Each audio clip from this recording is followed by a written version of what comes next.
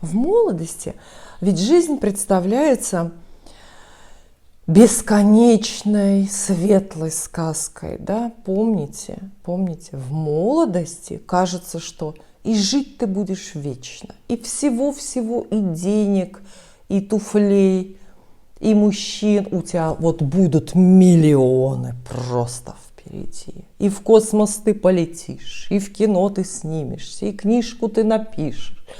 Это молодость, да? Блажен, кто с молоду был молод. И слава Богу, если у вас такая молодость, но она такая должна быть.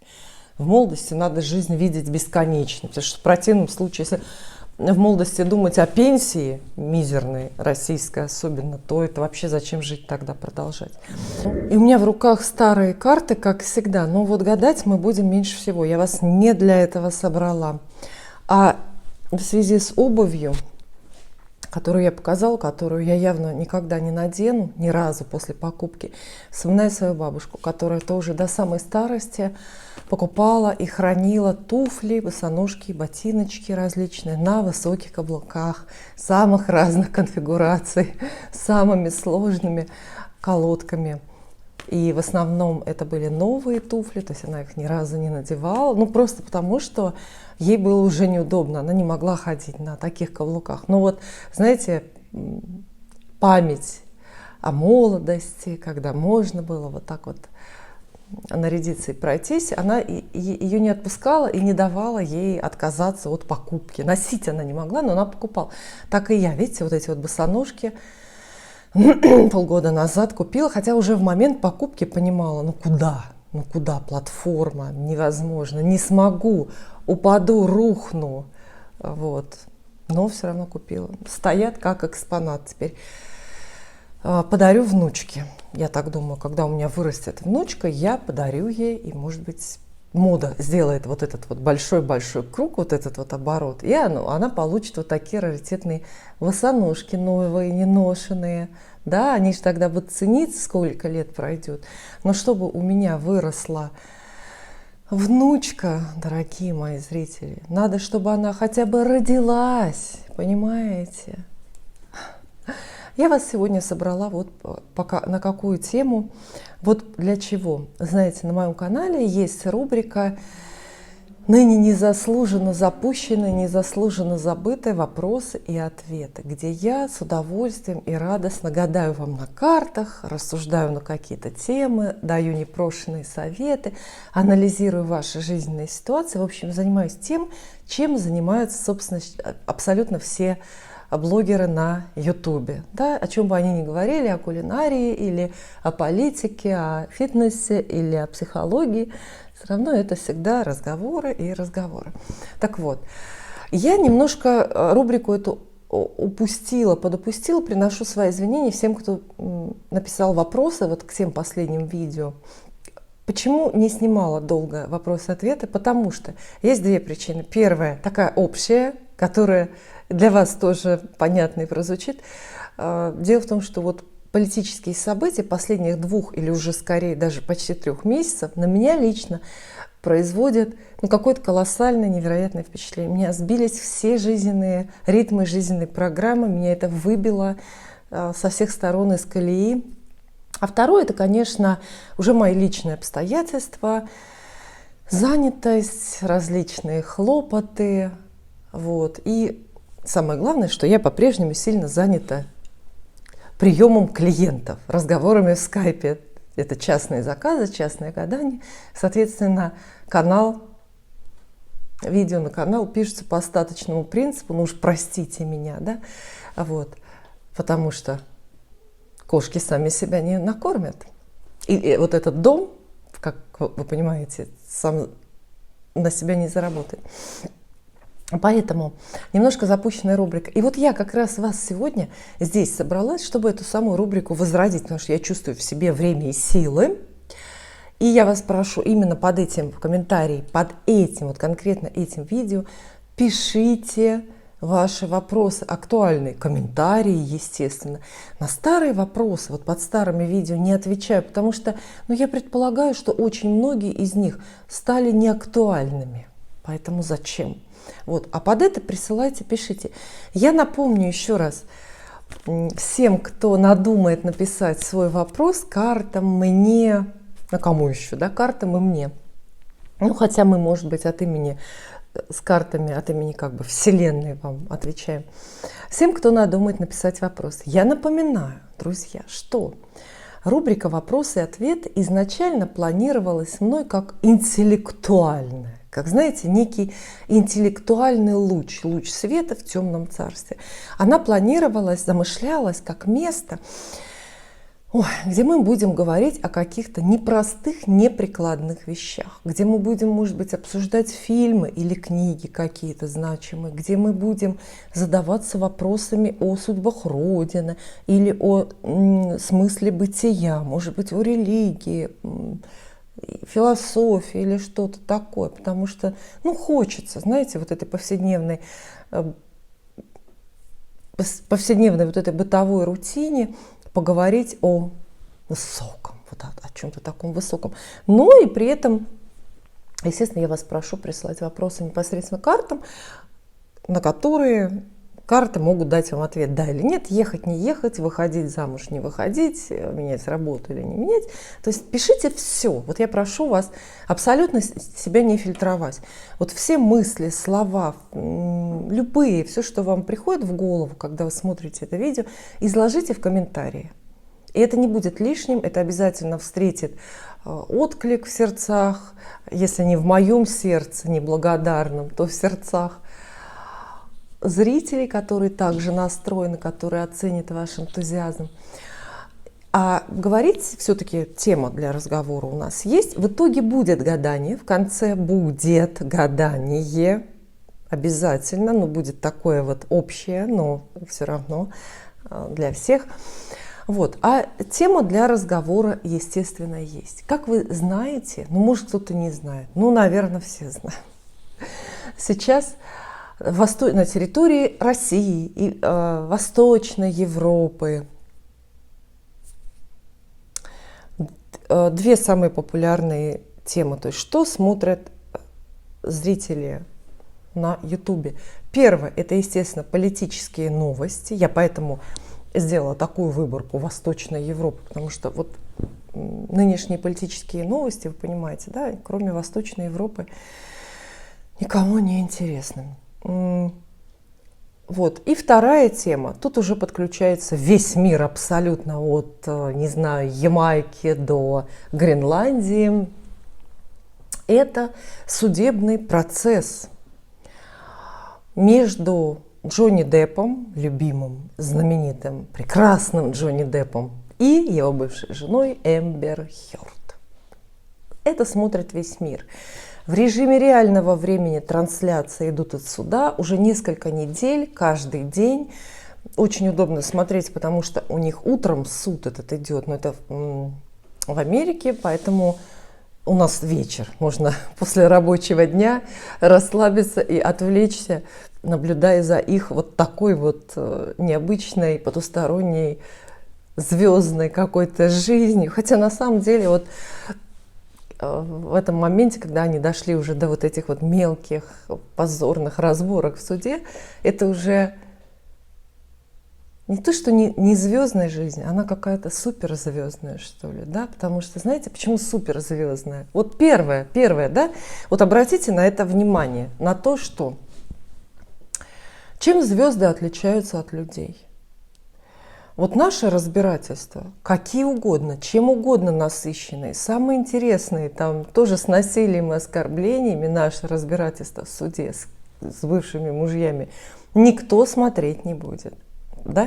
То есть вот у этого видео, оно будет очень важным этот процесс будет очень важным для нас, конечно, и может быть для семейного архива, это потом там внукам тоже для остраски останется, но никто не будет смотреть, не то что весь мир, да соседи даже, знаете как, 20 минут посмотришь, скажут, все ясно, все, ничего.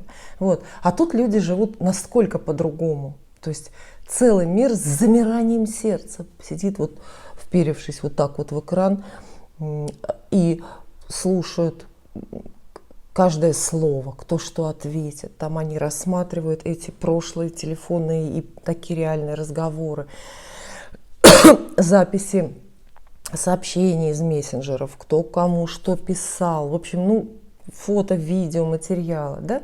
Вот она звездная жизнь. Вот посмотрите, насколько вот она вот совсем другая. Я сегодня, конечно, не об этом, потому что я в своих разговорах, мне хочется говорить обо всем и вообще бесконечно, но я свои разговоры, обращения к вам окрашиваю каким-то смыслом, какой-то пользой. Так вот, у меня, конечно, как всегда, очень назидательное выступление. Вот на примере этой истории между Джонни Деппом и Эмбер Хёрд. Кстати, тоже сразу вас прошу, напишите тоже в комментариях, что вы думаете об этом деле, наблюдаете ли вы, следите ли вы за этой историей, на чьей вы стороне, потому что, представляете, вот вся мировая аудитория, все мировое сообщество, естественно, сейчас разделилось на сторонников Деппа, которые его поддерживают, и на тех, кто сочувствует Эмбер Хёрд. Спросите меня, конечно, сразу, кому я сочувствую, да, кого я поддерживаю. Ну, вы знаете, я сочувствую Джонни. Думаю, просто потому, что я его давно знаю. Понимаете, да? Джонни Депп, ну, вот как любой любимый актер, с которым мы много-много кино посмотрели, на котором мы, ну, в каком-то смысле выросли. Вот. Он как член семьи, он как близкий друг, да, и ты за него смотришь на него в суде, как он переживает или оправдывается, и, естественно, ты как за своего, знаете, я как за старшего брата, ну, там незначительно меня, чуть-чуть прям постарше, но все равно, ладно, как за старшего брата за него переживаю. Будь я, допустим, поклонницей вот именно артистического таланта Эмбер Хёрд, если бы я какие-то хорошие фильмы с ее участием когда-то видела, то, может быть, я была бы на ее стороне, я не знаю. Ну так вот, вкратце история для тех, кто не знает, для тех, кто отвлекся. Я расскажу.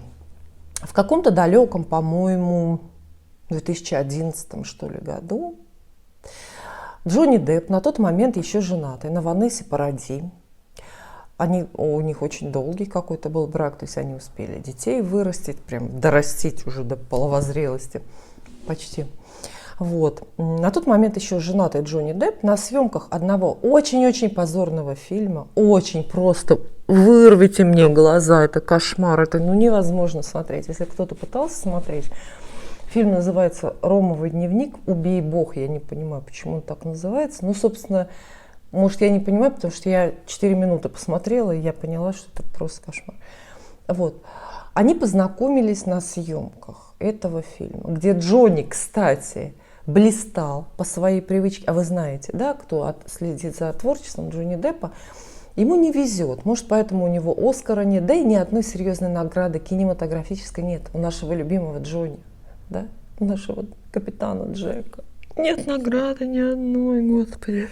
Почему? Потому что ему не везет. Он снимается в каких-то все время прям плохих фильмах, отвратительных. Вот эта детская фантасмагория, которая, ну, вроде как сделала его знаменитым, это «Чарли и шоколадная фабрика», там что-то «Руки-ножницы», это все, ну это, слушайте, ну это тоже ниже всяких критик, прости господи. Вот. Мы его любим и знаем именно по сериалу «Пираты Карибского моря». Вот, фильмы ужасные. Играет он везде великолепно. Но вот этот вот «Ромовый дневник», фильм, ни о чем совершенно. И даже вот его блестящая игра фильм абсолютно не спасает, смотреть невозможно. Но он там познакомился с этой Эмбер Хёрд, которая впоследствии, через 3 года стала его женой. Вот они 3 года встречались, как теперь выясняется. Даже этот период был наполнен драматизмом. То есть уже тогда они друг друга не могли договориться, имели друг к другу массу претензий. По крайней мере, Джонни к Эмбер имел массу претензий, потому что цитируется переписка его с любимым другом, где он еще за год до свадьбы пишет, что как он хочет от нее избавиться, как она ему надоела. Я в этой связи, кстати, тоже, знаете, вспоминаю, что у меня тоже был знакомый, но давно. Встречался он с девушкой, и вот он мне как-то говорит: мы работали вместе, не приятельствовали, но почему-то вот он делился там своими переживаниями личными. И он как-то говорит: вот живу с этой девушкой, со своей, ну, они жили уже вместе. Он говорит: знаешь, вот каждое утро за завтраком вот смотрю, вот я настолько ее вот видеть не могу, я настолько ее ненавижу. Ну, думала. И вот интересно, что тот еще мой знакомый женился на этой девушке. Представляете, женился, у них родился ребенок. Я не представляю, как они, как он дальше это все совмещал, вот эти свои мечты и фантазии. Ну, давно я их уже, конечно, след простыл, этих людей, не знаю, чем там закончился их брак, все. Так и с Джонни получилось, видите, теперь выясняется, что он очень-очень злился и был очень недоволен ее поведением задолго до свадьбы, но тем не менее почему-то женился. В браке официальном они прожили всего лишь год, потом Эмбер подала на развод. Еще через 8, что ли, месяцев их официально развели, но история на этом не закончилась, потому что очень было много претензий имущественных, и самое главное, что они оба актеры, и, естественно, такой скандал. А скандал получился почему? Потому что Эмбер очень много подробностей вот этой их личной жизни, и именно плохих, почему они расстались, она выложила в прессе. Без конца везде рассказывала, публиковалась это в журналах, в газетах, в интернете, везде-везде. Вот. И в результате этого скандала очень сильно пострадала карьера Джонни Деппа.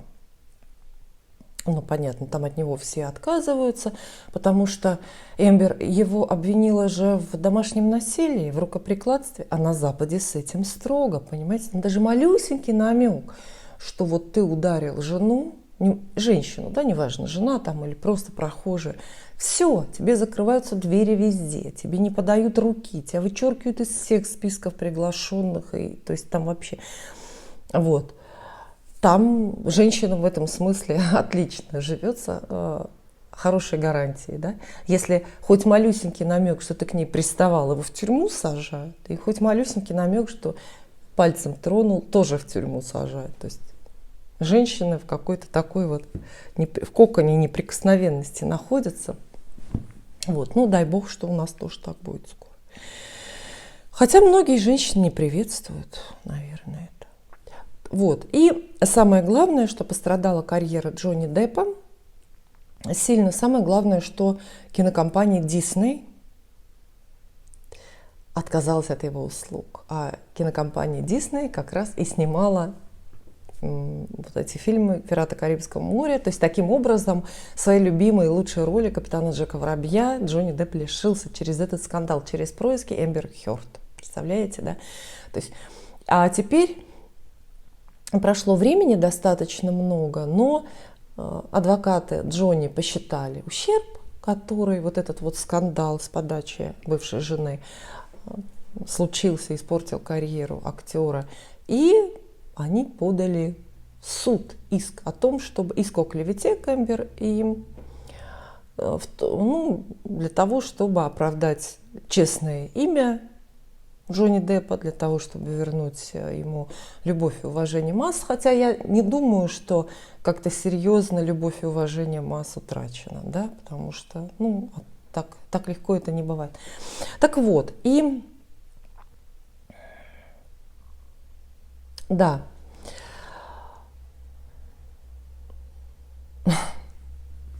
и теперь, собственно, вот в прямом эфире, в трансляции есть переводы на любой язык. То есть смотрите, где вам удобно, как вам удобно. Все это есть, все их разбирательства в суде. Увлекательно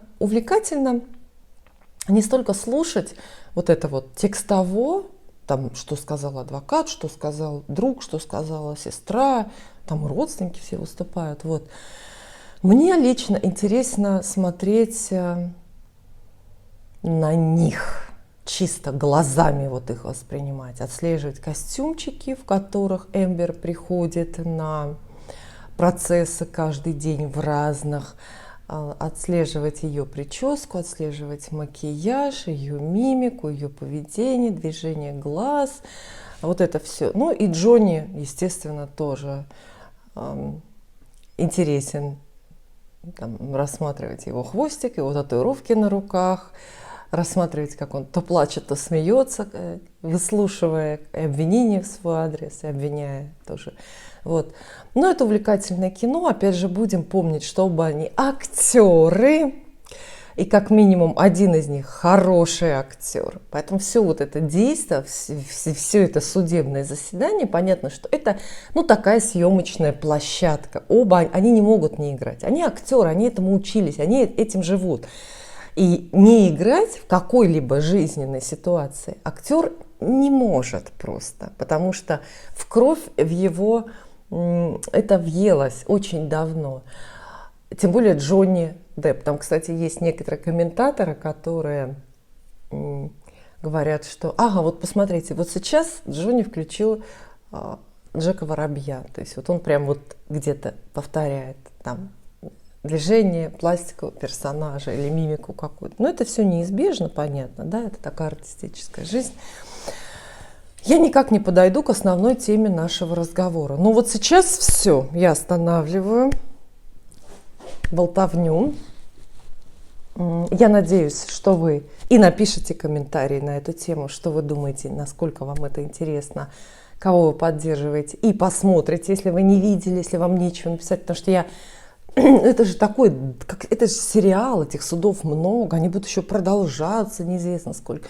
И я планирую, может быть, более детально, глубоко это обсуждать.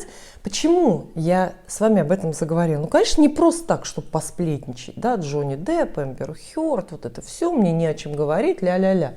Нет, я со смыслом. Это то, что я прочувствовала и каким выводом пришла, наблюдая этот процесс. Это все для женщин будет история. История очень поучительная, мои советы, мои выводы, мои, может быть, указания, наставления, они будут девочкам, девушкам, женщинам, бабушкам, если хотите, как хотите. Вот. И, значит, первое. И самое важное. Вот представьте себе эту пару. Джонни Депп и Эмбер Хёрд. Вот они развелись. Сейчас не важно, кто больше виноват. Там, конечно, постарались оба. Там, потому что такие подробности всплывают. То есть, я не знаю, как они живые остались. Просто потому что они, понятно, эмоционального насилия там было выше крыши. Просто только из насилия состояли отношения. Вот. Но там было физическое насилие. Просто странно, что они, я не знаю, почему они не побивали друг друга, да. Вот. Но неважно, не будем сейчас. Вот просто они расстались. Вот расстаются мужчина и женщина. Расстаются. И в чем великая несправедливость? В чем великая, прямо скажем, проблема, драма, прямо трагедия даже, можно сказать, происходящая. А вот она где. Вот смотрите.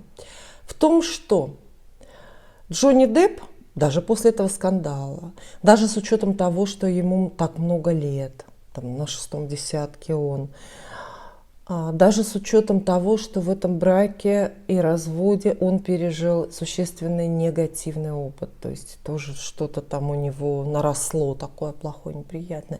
Все равно мы же не сомневаемся, что у Джонни Деппа впереди счастливая, разнообразная и содержательная личная жизнь. Правда? Ни у кого же нет сомнений, я надеюсь. Мы не сомневаемся, что в любой момент Джонни Депп вот так вот щелкнет и найдет себе девушку моложе, чем Эмбер, красивее, чем Эмбер, богаче, знаменитее, добрее, веселее, что еще там, какие могут быть критерии, да? Моложе это уже достаточно. Вот.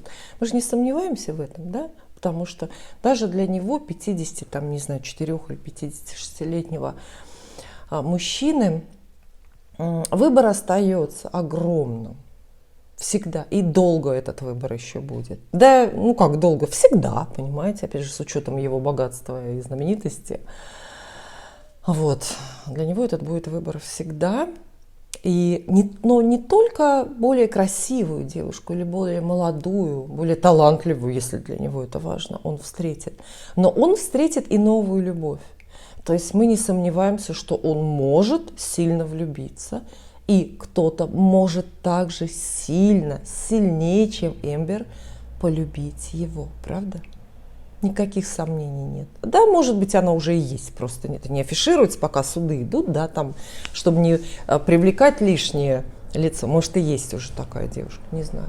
А вот с Эмбер совсем другая история. Вроде бы они в равном положении, да, вот оба любили, допустим, друг друга, были женаты и разошлись. Но у Эмбер что впереди в личной жизни? Здесь тоже, надеюсь, ни у кого сомнений нет. А ничего. Ничего.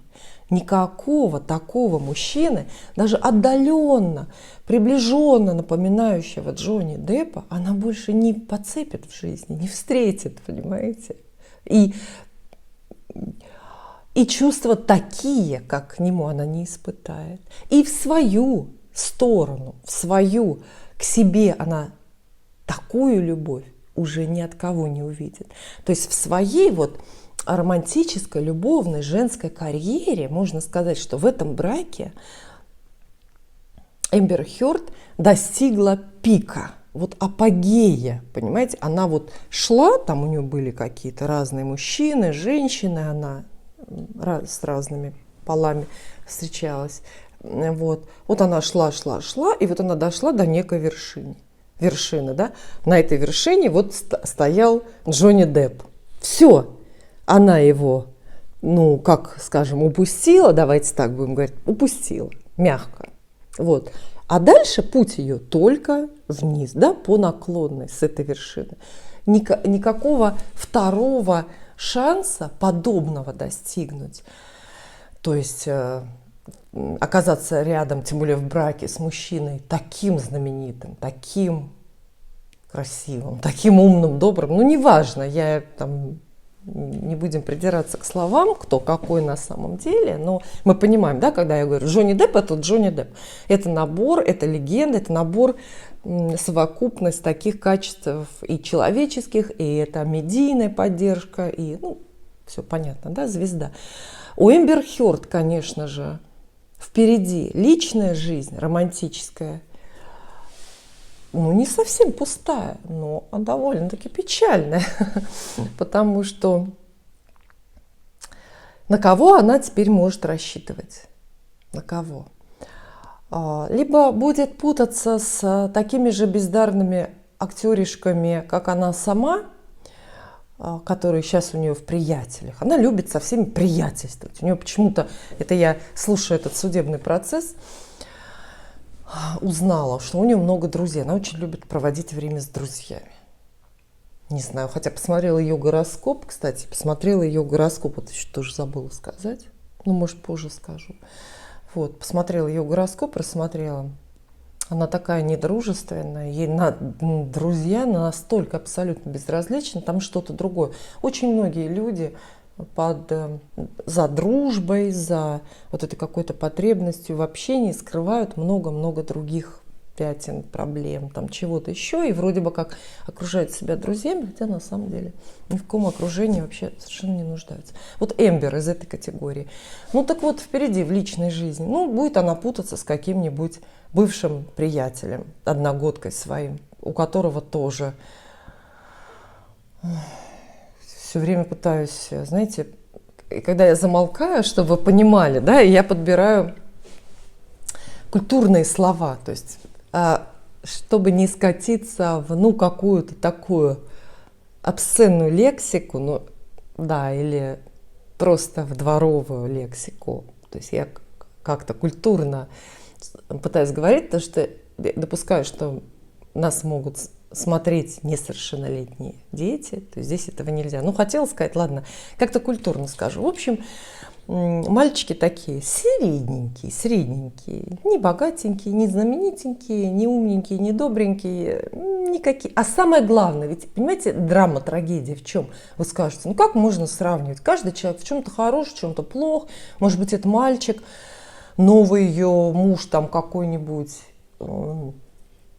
будет не такой знаменитый, как Джонни Депп, но он ее страшно будет любить за то, вот за все, за ее муки, она его за сострадание и так далее. Нет, понимаете, трагедия еще и в том, что ее уже вот так сильно ее, ну как Джонни Депп, ее тоже никто не полюбит.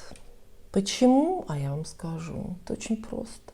Во-первых, она стала старше.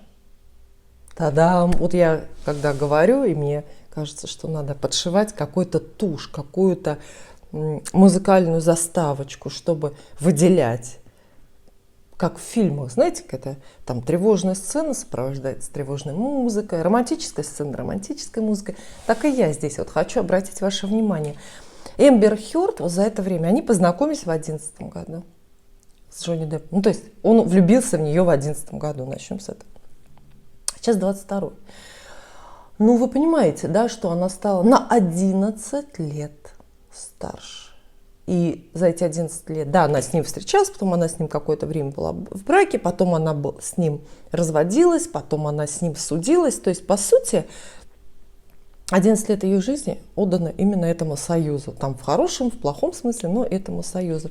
За 11 лет она не помолодела. За 11 лет любая женщина, включая даже такую красавицу, она очень красивая, вы понимаете, да, и включая эту суперзвезду Эмбер Хёрд, растрачивает, ну, прям 300% своей женской привлекательности, понимаете? Что я здесь подразумеваю? Не красоту черты лица, она, может, даже красивее стала, чем в юности, да, а именно вот ту неуловимую, безусловную сексуальность, которая так притягивает мужчин, которая в полном объеме дается девочке в 18 лет, когда вот она начинает эту свою какую-то личную жизнь. И очень быстренько с каждым годом падает, и никогда назад не может подняться, вернуться. Вот еще одна женская трагедия, понимаете, да? Вот Эмбер Хёрд, во-первых, стала на 11 лет старше, а во-вторых, у нее нет второго шанса, не только у нее, у многих, и ни у кого нет второго шанса.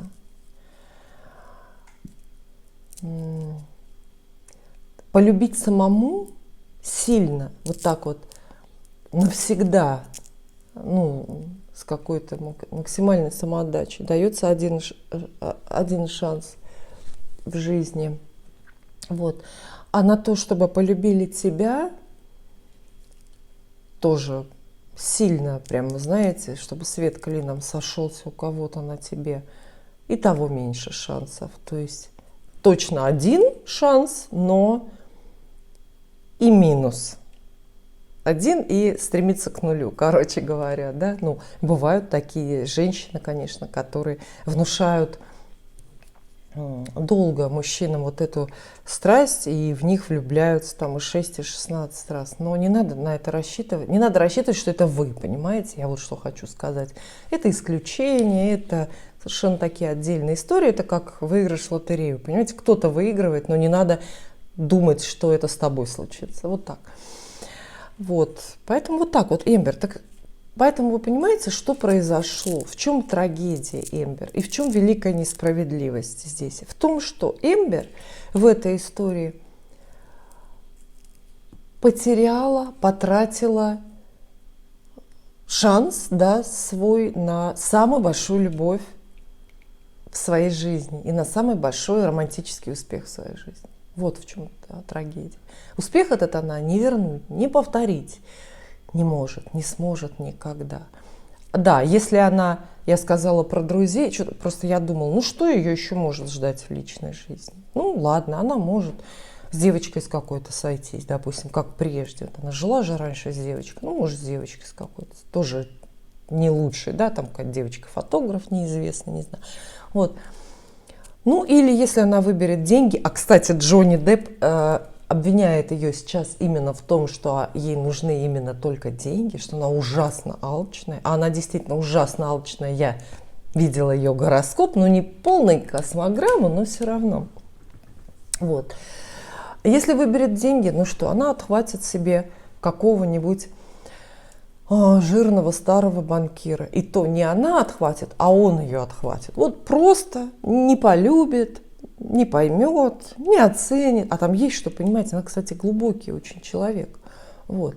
Он ее отхватит просто, чтобы вот как визитную карточку с собой таскать. А, смотрите, вот что я смог купить.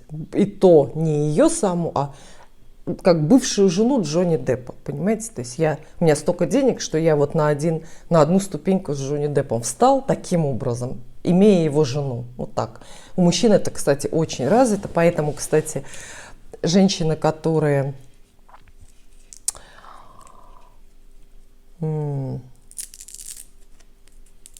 удачно выходят замуж, они потом могут поменее, но все-таки удачно выходить замуж за друзей мужа. Поэтому, или за знакомых мужа, потому что там вот эти механизмы срабатывают. Так вот, я что хочу сказать. Девушки, я к вам обращаюсь. Не будьте как Эмбер Хёрд. Не будьте как Эмбер Хёрд. Не пропускайте своего самого лучшего мужчину в жизни. Потому что он только один. Не пропускайте и не упускайте. Он обязательно является в ряду других, которые похуже где-то стоят. И вот этого единственного, самого лучшего мужчину очень важно заметить, отметить и не пропустить. Не проскочить, не отвергнуть, не растерять, не пропустить там, и так далее. Потому что Эмбер, вот я вижу даже в суде, ой, она так интересна, она себе отработала даже новую мимику, я прям вижу.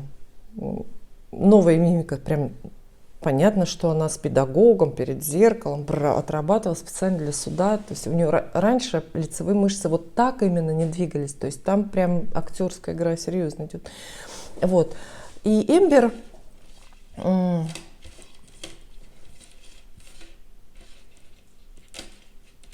Ну, как-то не смогла или не захотела. Она ведь умная девушка, она прекрасно понимала, что лучше Джонни Деппа у нее не будет. Никого. И так ее любить, как Джонни Депп. А он ее любил. Это очень сильно видно на старых фотографиях, на старых видео. И так ее любить не будет больше никто. Но она вот не смогла или не захотела с собой совладать, перебороть вот этот свой характер, упрямство, об этом мы позже поговорим, кстати, но тоже сегодня. Готовьтесь долго меня слушать. После долгого отсутствия, да, я решила уж сразу вывалить на вас вообще все. Так вот, я что хочу сказать. Вот Эмбер Хёрд пиковую точку прошла в своей личной жизни, теперь она пойдет вниз. Все будет только хуже, и все. У Джонни Деппа так. И вы тоже можете. Вот если вы будете честны, вы даже сейчас посидите и подумаете, что и вспомните, что в вашей жизни вот такой-то парень был самый лучший. Ну, лучший по разным критериям. С самой лучшей внешностью, генетический материал хороший, из самой приличной семьи, самый умный, самый красивый. Ну, что тут говорить. Лучший это лучший, понимаете? Мы же не вот торт выбираем в магазине. Мы же понимаем, вот этот лучше, а вот этот хуже. С людьми все так же, понимаете? Люди есть лучше, а есть хуже. И это почти всегда очевидно. Ну, за редким исключением каким-то. Вот. И, как правило, эти лучшие, ну, тут есть грустные у меня кое-какие соображения. Как правило, этот лучший парень или лучший мужчина в вашей жизни, вот по сравнению с которым все остальные это будет преснятина, бредятина и вообще вот не то, является очень рано. Ну, это это понятно, да, почему? Потому что когда вы источаете, извергаете вот эту привлекательность, силу возраста, лучший парень является очень рано. Скорее всего, для вас лучший парень был тот, который звал вас на свидание еще в университете. Вот вы пришли на первый курс учился, а какой-то третьекурсник на вас глаз положил, да, и звал на свидание. Вы сходили на 2 свидания, а потом что-то вы взбрыкнули, закатили ему истерику, и он и ушел, и с вами распрощался, да. И только вот вы сейчас понимаете, что он подающий надежды был, что он был из хорошей семьи, богатой, что он был красивый, что он был не пьющий, что он был. Но вы абсолютно тогда его ценность не увидели. Да, к сожалению, это так. Или, к счастью, лучшие мужчины, вот самые, лучший мужчина в жизни женщины, приходит к ней, конечно, рано, в молодости. Ну, я думаю, что в каком-то диапазоне от нуля, от минимума, ну, мы от 0 по законодательству, по российскому считаем от 18 лет. Да, это я называю от нуля. У нас никак не может пробиться аудитория почему-то сюда, зрительный зал. Вот. И я думаю, да, от 18 до, может быть, 35, наверное. Вот это должно произойти. Должен встретиться лучший мужчина в жизни, самый там. Хотя бывают исключения, я думаю, и в 60, и в 70 кого-то настигает. Тут тоже и от гороскопа, и от кармы это все зависит. Но для большинства это все-таки возраст весьма юный. Вот. А дальше что происходит? Все, дальше вот что происходит. Вы отношения не удерживаете, не сохраняете с этим человеком. Вы с ним расстаетесь, вы его, ну прямо скажем, теряете. И дальше продолжаете свой путь, я имею в виду именно свою личную жизнь, вот эти вот поиски, продолжаете в состоянии абсолютно фрустрированном. Понимаете, у вас фрустрация. Вы растеряны, вы не можете сконцентрироваться, потому что вы смотрите вокруг, а вам никто не нравится. Ладно, вам никто не нравится. Вы никому не нравитесь, понимаете? И вы потом дальше живете. Вот после этого того своего условно Джонни Деппа. Вот, кстати, напишите тоже в ваших комментариях. Мне будет очень интересно. Мне кажется, всей аудитории нашей будет очень интересно. Напишите, в каком возрасте вот вы встретили своего Джонни Деппа. Давайте, Джонни Депп – это не внешность, это не состояние, да? Вот. А это условно, как Джонни Депп лучший мужчина для Эмбер Хёрд, у вас тоже был лучший мужчина. Вот напишите, в каком возрасте вы встретили своего Джонни Деппа. Так вот, я что хочу сказать здесь. И дальше женщина после расставания вот с этим лучшим, условно, мужчиной, вот она переживает абсолютное состояние, ну, полной растерянности. Потому что, во-первых, планка поднята, задрана. Вот для той же Эмбер Хёрд. Вот представьте, да?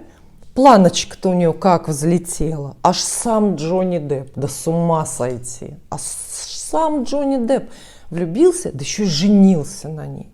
Понимаете? Она, ну, чисто вот перед собой не может позволить себе теперь вот с кем попало. Потому что она себя меряет уже другой категорией. И вы себя меряете другой категорией, понимаете? Это, кстати, спасение для кого-то, а для кого-то гибель, ошибка. Вот так вот мерить себя по тому лучшему единственному мужчине. Да? Ну, грубо говоря, если ты была женой знаменитого режиссера, причем потомственного, да, много лет, и, собственно, тебя светская тусовка и все люди знают именно в этом качестве, даже под его фамилией, а потом после развода ты просто выходишь замуж за никому неизвестного глупенького такого серенького фотографа и селишь его в своей квартире, которую, кстати, купил тебе бывший муж-режиссер. Вот о чем я говорю. Сейчас уловили, да, что за историю я рассказала? Это известная история, это известная женщина из светской московской тусовки. Вот. Понимаете? Ну, это жалко выглядит. Это выглядит жалко. Выйти замуж, просто чтобы выйти замуж, просто чтобы отметиться, что вот меня кто-то взял, я не осталась одна и так далее. Ну, просто кто был твой муж, да? И что за вот эту вот мышь ничтожную ты теперь пригрела и говоришь, что у тебя все хорошо. То есть вот это вот судьба женщин, ну, переживших вот этот вот самый главный роман. самую главную любовную историю. И я с вами, вас, собственно, сегодня собрала именно за тем, чтобы вы не пропускали этого самого лучшего мужчину в вашей жизни. Тоже, кстати, если вы уже пропустили, да, конечно, пропустили, я пропустила, вы пропустили, все пропустили. Ну, пишите, когда, во сколько лет он вам встретился, почему вы не вместе, почему не остались вместе. Самые увлекательные, интересные и, главное, с юмором написанные тексты. Я очень ценю юмор, вы знаете, это просто моя, скажем так, отрада в этой жизни. Написанные тексты мы прочитаем также в программе и поговорим об этом, все это обсудим, вот, с удовольствием. Вот так, с таким призывом, собственно, все, я к вам обращаюсь. Ну если уже упустили, ладно, вы можете предаваться только, знаете, там, какому-то анализу и мемуары писать. Вот. Но мое обращение скорее актуальное для женщин, которые сейчас переживают вот этот роман. Если вы переживаете сейчас лучшего мужчину, близость с самым лучшим, самым главным мужчиной в вашей жизни, сконцентрируйтесь на этом. Вот еще в чем подвох, понимаете? Вот Вселенная любит пошутить и поиздеваться. Самого лучшего мужчину она подсылает к девушке в юности. В юности. Ну вот как я уже сказала, я думаю, от 18 до 30-35 это абсолютный потолок. Все. Но это и то только для сильно хорошо сохранившихся людей. Вот. И в чем подвох-то, да? Посылает она его в молодости, когда еще мозгов нету, когда вот это характер прет, да? Прет характер, вот это вот упрямство, какое-то себялюбие, желание вызова постоянно, кого-то в чем-то убедить, выпендриться, желание, психануть. Вот это, глупость, дурость. Вот когда природа так женщину устроила, да и мужчину тоже, про них вообще отдельно разговор, но женщину точно. Одновременно она вот ее наделяет в одном и том же возрасте абсолютной привлекательностью, то есть абсолютной такой, знаете, вот непробиваемой красотой, против которой нельзя устоять, да, в юности, и максимальную дурость, и максимально дурной характер тоже дает в этом же возрасте ей, понимаете? Наверное, специально, чтобы легких путей никто не искал, специально, чтобы посложнее, позапутаннее эта вся история. Нет, я думаю, это все проделки эволюции. Это тоже не просто так происходит, это все проделки эволюции, потому что, помните, мы с вами говорили, что эволюции очень не нужно. Это нам как бы нужно оставаться с парой в паре. Чтобы один мужчина, это какая-то идеальная сказка, придуманная людьми, что вот как хорошо мужчина с женщиной встретились, полюбили друг друга и остались надолго, желательно навсегда вместе. На самом деле это противоестественно, вы знаете, да? Я надеюсь, исторически, хотя я сталкиваюсь, что многие не знают, что вообще брак, вот этот вот, в нынешнем понимании, в Семейном кодексе у нас записано союз мужчины и женщины, да, каменный век, отсталость какая. Вот. И брак в этом виде это очень молодой институт, это очень понятие очень молодое с точки зрения, цивилизационной, с точки зрения всех этих тысячелетий, сколько вообще люди живут. Вот. Брака в современном виде не было, никто о нем не знал, потом придумали позже, об этом тоже отдельный такой разговор. Так что это я все говорю, да? К чему это все? Потеряла я нить, про дурость, вот. И вот в этом самом возрасте, ведь почему девушки, вот эти вот молодые, обязательно все встречают лучшего мужчину? Не может быть, да, потому что это просто сравнительная такая шкала, и все равно кто-то будет лучше. Это как, понятно, вот. И в молодости очень легко этого лучшего пропустить. Очень легко. Почему? Ну, во-первых, да, вот этот прет характер, вот этот дурной, что я там лучше всех все смогу. А еще в молодости ведь жизнь представляется бесконечной светлой сказкой, да? Помните, в молодости кажется, что и жить ты будешь вечно, и всего-всего, и денег, и туфлей, и мужчин у тебя вот будут миллионы просто впереди. И в космос ты полетишь, и в кино ты снимешься, и книжку ты напишешь. Это молодость, да? Блажен, кто с молоду был молод. И слава Богу, если у вас такая молодость, но она такая должна быть. В молодости надо жизнь видеть бесконечно, потому что в противном случае, если в молодости думать о пенсии, мизерной, российской особенно, то это вообще зачем жить тогда, продолжать. Так вот, и девушки пропускают лучшего парня в молодость именно поэтому, потому что кажется, ну да, вот этот хороший мальчик, да, например, там какой-нибудь Саша с соседнего, с параллельного потока, и любит вроде меня, но вот у нас не сложились отношения, ну, там, не притерлись, там я истеричка, никто про себя так не говорит, вообще не слышала. Очень много женских писем читаю, да, в силу профессии, ни разу не читала такие слова «я истеричка» или «я не права», нет. Так вот, и девочка думает, даже видя, что этот мальчик весьма и весьма хорош, девочка думает, что, ну, вот он так меня не понял, и так у нас не сложились отношения, и как их обратно срастить, эти отношения, я не знаю, так что я, наверное, брошу, ладно, ну, бог с ним, пускай идет, ладно, ну, у меня-то впереди еще миллион таких.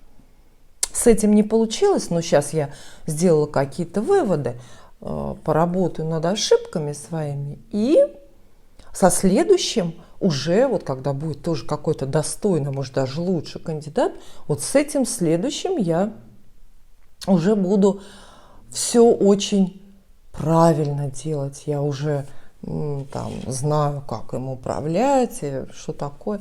Но на самом деле, и кажется, правда, что будет, но на самом деле, девушки, не будет.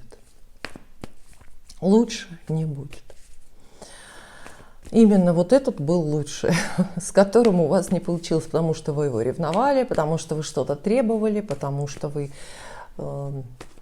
манипулировали, потому что вы ему что-то запрещали.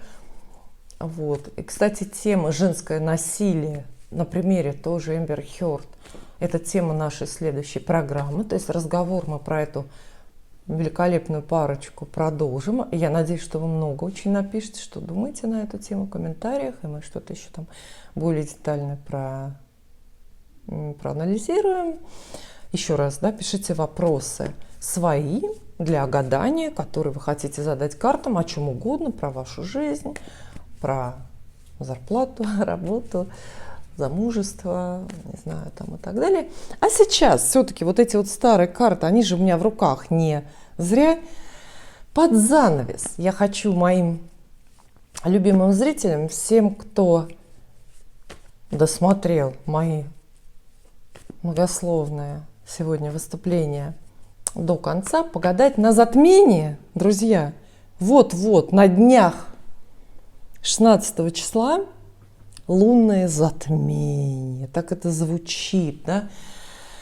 Вот, и, увы, это время между этими двумя затмениями, сейчас конец апреля, начало мая 2022, это время очень мне лично запомнится. За меня эти затмения, затмения, ну, в общем, за меня они взялись сразу. Прям в первый день, вот в тот же день взялись. И я трудно переживаю это время. Причем где тонко, там и рвется. То есть у меня под этими затмениями, у меня же не, допустим, не финансовые трудности я не испытываю, потому что, ну, я их вообще не испытываю, допустим, у меня благополучная денежная жизнь, и А в эту сторону нет. Ну, понятно, что у меня нет и, допустим, каких-то драматических событий в личной жизни, да, потому что у меня нет личной жизни, этого нету.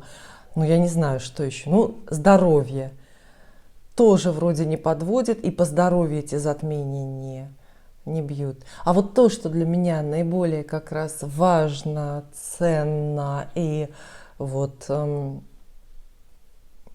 то, из-за чего я больше всего страдаю и болею, именно за эту тему эти затмения у меня и взялись. И очень сильно ударили по мне, да, очень сильно.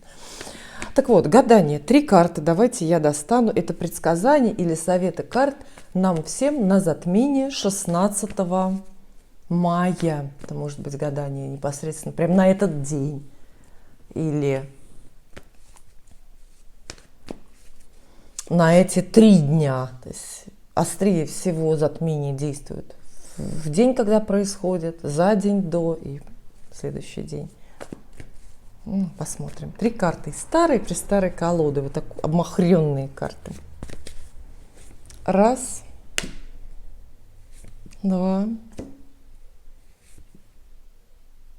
3. Как много времени я, оказывается, с вами разговариваю. Ага. Ну, кстати, не такие карты плохие выпадают. И, может быть, даже они кого-то вдохновят на личную жизнь. Потому что как вот нечто такое партнерское здесь просматривается, да. Ну, 2 кубков тут и есть. 2 кубков – это пара, партнерство в колоде Кроули, она подписана как любовь. Смотрите, рассматривайте тут любовь для себя в своем понимании, как вы, не знаю, что вы вкладываете в эту историю и какой любви вам надо. Если вам надо романтической любви, то это и новое знакомство может быть, и просто возвращение старого, бывшего, все время говорю старого, кажется, что он по паспорту старый, да? Это может быть возвращение бывшего, то есть это какое-то взаимопонимание, партнерство. Ну, это пара не в личной жизни может быть, понимаете, пара. Это найти общий язык, например, с коллегой по работе, с напарником, или вообще найти просто напарника, или в бизнесе оказаться очень полезными друг другу с каким-то человеком. То есть это действительно хорошая карта. Она дает советы какие. Не бросайтесь в самое полымя в одиночку, потому что вам проще всего сейчас на кого-то положиться, с кем-то объединиться. Есть человек с очень-очень похожими интересами. То есть то, что хотите вы, этого же, чего-то похожего, хочет еще какой-то человек. И если вы объедините усилия, вам легче будет достигнуть вот этой вот цели. О чем бы здесь речь не шла, ищете ли вы работу, или хотите квартиру продать и так далее. То есть 2 кубков, хоть и карта любовь называется, но она всегда говорит, ищи, кому выгодно. Вот что тебе выгодно, вот свою проблему ты чувствуешь сердцем, да, ищешь какие-то выгоды.